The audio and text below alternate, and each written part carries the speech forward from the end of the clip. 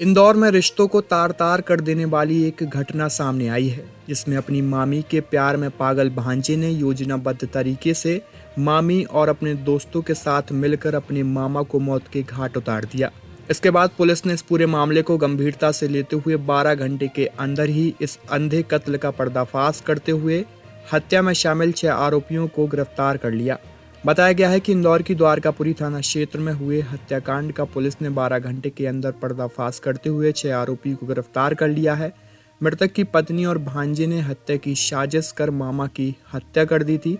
Additional DCP अभिनव विश्वकर्मा ने जानकारी देते हुए बताया कि मृतक की पत्नी और उसके भांजे के बीच नाजायज संबंध थे। उसी को लेकर भांजे ने अपने नाबालिग दोस्तों के साथ मिलकर हत्या को अंजाम दिया। पुलिस ने 12 घंटे में खुलासा कर 6 आरोपियों को गिरफ्तार कर लिया है, जिसमें 2 नाबालिग बताए जा रहे हैं।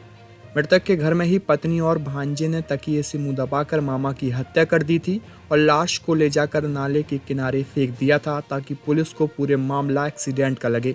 जब पुलिस को सूचना मिली तो पुलिस ने मौके पर पहुंचकर शव बरामद कर हत्या की आशंका जताई। इसके बाद पुलिस ने मामले की जांच शुरू की। एक टीम तैयार की गई और तकनीकी साक्ष्यों के आधार पर आरोपियों को गिरफ्तार किया गया। हत्या के बाद सभी आरोपी अपने अपने घर निकल गए थे।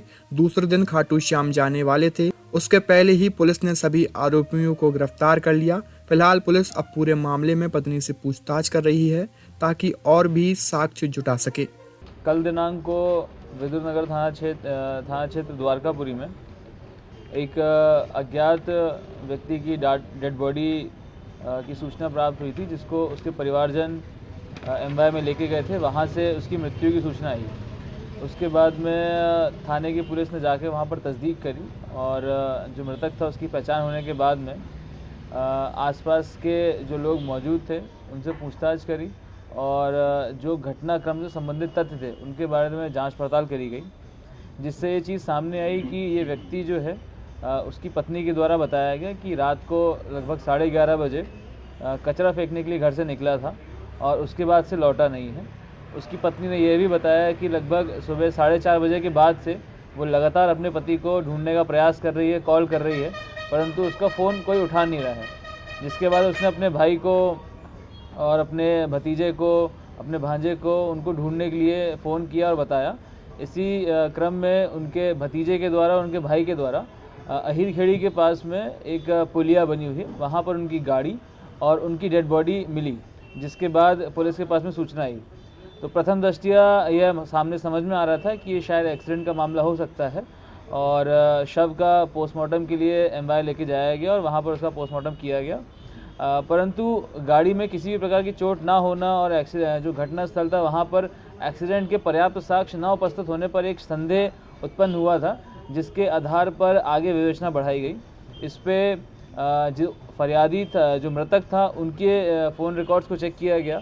जो उनकी पत्नी थी उनकी फ़ोन रिकॉर्ड्स को चेक किया गया। आसपास के जो उनके घर के लोग रहते थे उनसे बातचीत करी गई, फुटेजेस को चेक किया गया, जिनके तकनीकी आधार पर कुछ लोगों के नाम संदेह के रूप में सामने आए, जिनसे अलग से बुला करके पूछताछ करी गई।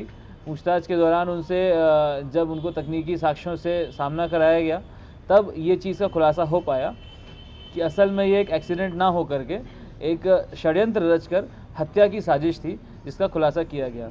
इसमें हत्या में जो मृतक की पत्नी थी उसने अपने भांजे के साथ मिलकर मृतक को मारने का षड्यंत्र रचा था और जो भांजा है उसने अपने दोस्तों को पैसों का लालच दे करके इस हत्या में शामिल होने के लिए राज़ी किया था और 2 दिन पूर्व से इन्होंने प्लान बना करके 2 दिन पूर्व में इन्होंने पूरे घर की लोकेशंस, आसपास कहाँ कहाँ कैमरे नहीं है उनको देखा, तलाशा और रूट्स तय किए कि कहाँ पर जाना है, कैसे डिस्पोज करना है, इन सब चीज़ों पे विश्लेषण किया। उसके बाद में 14 तारीख की रात को देर रात इनके दोस्त जो थे भांजे के, वो वहाँ पर घर पे पहुँचे।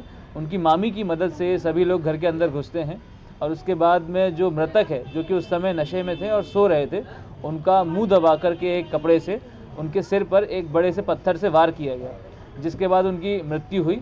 मृत्यु होने के पश्चात में उनके सिर को एक बोरी या एक पन्नी जैसी चीज़ से कवर किया गया, ताकि उसका खून ना बहे नीचे ज़्यादा, और उनको उन्हीं की एक्टिवा गाड़ी में बैठा करके एक ऐसे रास्ते से जहाँ पर कहीं भी सीसीटीवी फुटेज नहीं थे, वहाँ से ले जा करके एक पुलिया के पास में उनको छोड़ दिया और गाड़ी को वहाँ गिरा दिया। उसके बाद से जो खून से सने हुए कपड़े, चादर, तकिया वगैरह था, उसको एक गुप्त लोकेशन पर जाकर उन्होंने उसको छुपा दिया। पूछताछ करने के दौरान ये सारे साक्ष्य जब सामने आए तब इस हत्या का खुलासा हो पाया। घर में कौन कौन रहता था और ये कब से अफेयर चल रहा था? मृतक के घर में मृतक उन बच्चा रहता था और मृतक का एक दूर का चचेरा भाई रहता था साथ में, जो कि इस समय घर पे नहीं था। प्रथम दृष्टया जब ये जांच चल रही थी उस समय जो मृतक है उनके भाइयों के साथ ज़मीन के विवाद की बात सामने आई थी, परंतु विवेचना के दौरान में उस चीज़ का मृत्यु से संबंध होना नहीं पाया गया।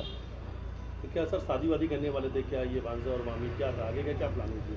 फिलहाल अभी जो मृतक की पत्नी है उसकी गिरफ्तारी नहीं हुई है, उनकी गिरफ्तारी शेष है।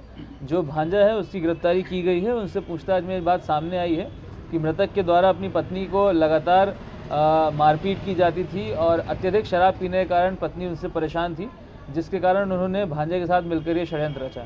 डील कितने पैसों की हुई थी? जो ये मर्डर करना था कि डील कितनी हुई थी और हत्या करने के बाद कहाँ ये जाके छुपे थे? ये 10-20 हज़ार रुपये की बात हुई थी, जिसके बाद में उनको डराने धमकाने और उनको चोट पहुंचाने की बात करी गई थी और उसके बाद में हत्या करने के बाद में ये सब अपने अपने घर गए थे और वहाँ के बाद में ये शुभम से मिलने गए थे।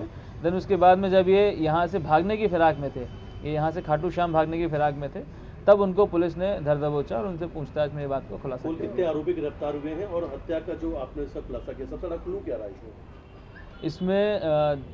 कुल 6 आरोपी हैं, जिसमें से 2 बालिग हैं और 4 नाबालिग आरोपी हैं और हत्या का खुलासा करने में सबसे महत्वपूर्ण भूमिका जो रही है वो उनके तकनीकी साक्ष्य हैं जो कि हमारे पास उपलब्ध रहे, उनके मदद से ही हमने इनको ओपन किया।